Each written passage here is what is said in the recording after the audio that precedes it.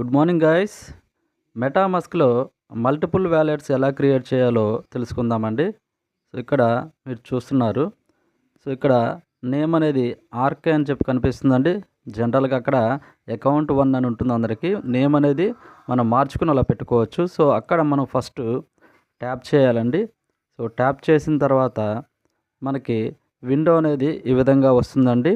So already నేను wallets create చేశానండి, కొన్ని వ్యాలెట్స్. ఇవన్నీ కూడా మీకు ఇక్కడ చూడవచ్చు. వ్యాలెట్స్ అనేవి మల్టిపుల్గా క్రియేట్ చేశాను. సో ఇక్కడ మీకు డౌన్లో మీకు కనిపిస్తుంది చూడవచ్చు, add account or hardware wallet అని కనిపిస్తుంది చూడండి. సో అక్కడ ట్యాప్ చేయాలి. సో ట్యాప్ చేసిన తర్వాత ఈ విధంగా 3 ఆప్షన్స్ వస్తాయండి. సో ఇక్కడ మనము చూసుకున్నట్లయితే యాడ్ న్యూ అకౌంట్ అంటే కొత్తగా ఒక వ్యాలెట్ అనేది క్రియేట్ చేయడం కోసం యాడ్ న్యూ అకౌంట్ అనే దాని మీద క్లిక్ చేయాలి.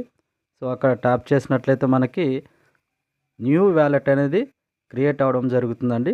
సో జస్ట్ ఒక 5 సెకండ్స్ వెయిట్ చేస్తే మనకి కొత్త వ్యాలెట్ అనేది మనకి క్రియేట్ అవ్వడం జరుగుతుంది. సో ఇక్కడ చూడండి.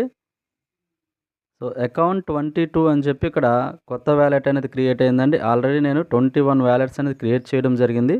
సో అకౌంట్ 22 అనేది ఇక్కడ క్రియేట్ అయింది. సో ఇప్పుడు ఈ అకౌంట్కి నేమ్ కూడా మనం మార్చుకోవచ్చండి.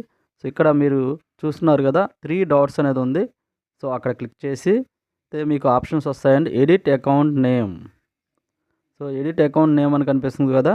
సో ఇక్కడ ట్యాప్ చేసి మనము ఆ యొక్క అకౌంట్కి నేమ్ అనేది ఇచ్చుకోవచ్చు. అదేవిధంగా ఇక్కడ చూడండి, షో ప్రైవేట్ కీ అని ఉంది. సో ఈ యొక్క వ్యాలెట్ యొక్క ప్రైవేట్ కీ అనేది చాలా ఇంపార్టెంట్ అండి. సో అందులోకి వెళ్ళి ఆ ప్రైవేట్ కీని జాగ్రత్త కాపీ చేసుకుని బ్యాకప్ చేసి పెట్టుకోండి, మెయిల్లో కానీ ఎక్కడైనా సరే.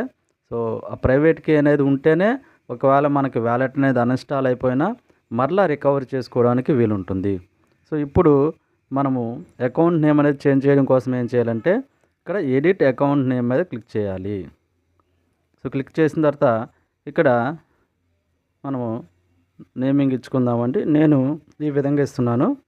సో RK20 అని చెప్పి నేను నేమింగ్ ఇచ్చుకుంటున్నానండి.